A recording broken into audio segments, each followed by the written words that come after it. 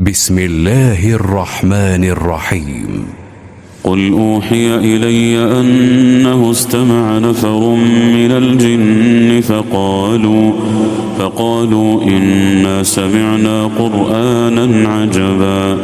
يهدي إلى الرشد فآمنا به ولن نشرك بربنا أحدا وأنه تعالى جد ربنا ما اتخذ صاحبة ولا ولدا وأنه كان يقول سفيهنا على الله شططا وأنا ظننا أن لن تقول الإنس والجن على الله كذبا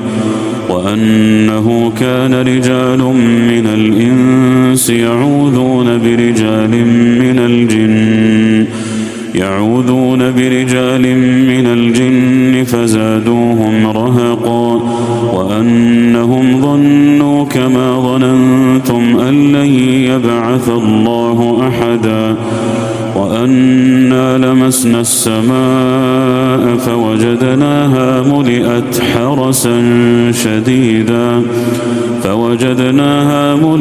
حرسا شديدا وشهبا وأنا كنا نقعد منها مقاعد للسمع فمن يستمع الآن يجد له شهابا رصدا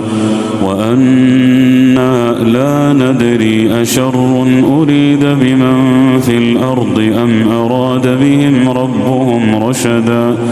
وأنا منا الصالحون ومنا دون ذلك كنا طرائق قددا وأنا ظننا أن لن نعجز الله في الأرض ولن نعجزه هربا وأنا لما سمعنا الهدى آمنا به فمن يؤمن بربه فلا يخاف بخسا ولا رهقا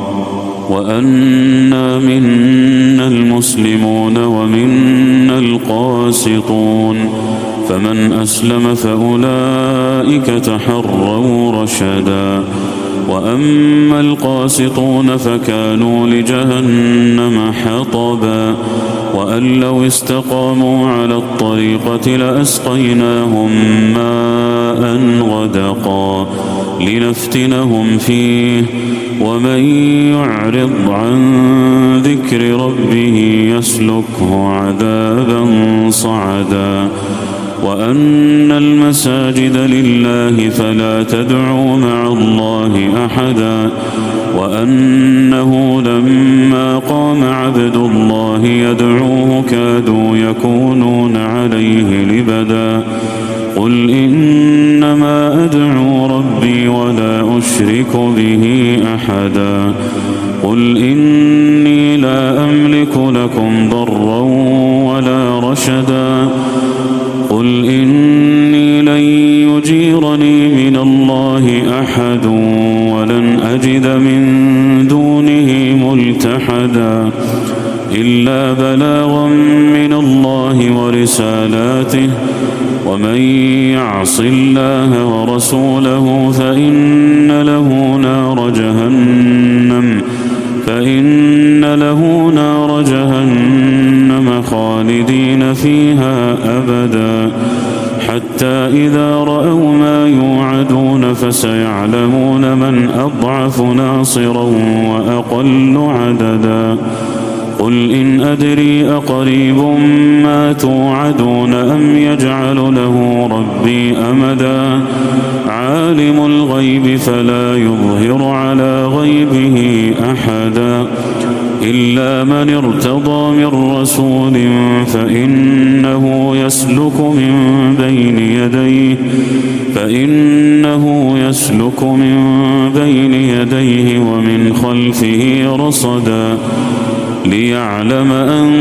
قد أبلغوا رسالات ربهم وأحاط بما لديهم وأحصى كل شيء عددا.